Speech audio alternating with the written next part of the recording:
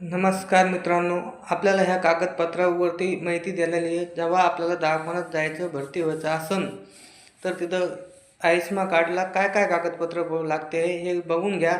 ऐन टायमावर गेलो आपल्याला परेशानी होती आहे, आपल्याला म्हणते हे आणा ते आणा, आपल्यासोबत काय कागदपत्र राहत नाही.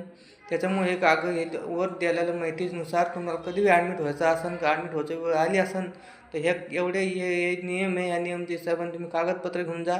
काहून की तुम्हाला टायमावर तुमची परेशानी होऊ नये. काहून तर कागदपत्र असल्याशिवाय तुमचं योजनामध्ये नाव येत नाही. आपल्याला आयुष्यमान कार्ड हे असणं गरजेचं आहे. अजून तुम्हाला आयुष्यमान कार्डसोबत काय नियम आहे ते भरती व्हायचे ते त्याच्यावर लिहिलेलं आहे. उद्या तुम्ही गेले तुम्हाला पळापळी व्हायचं काम नाही होणार. तुम्हाला ताबडतोब तुम्ही ॲडमिट व्हाल. तुम्हाला ₹1 भरायचं काम पडणार नाही. इतकं लक्षात ठेवा आणि योजनेचा फुल लाभ घ्या. जय हिंद, जय महाराष्ट्र. नमस्कार.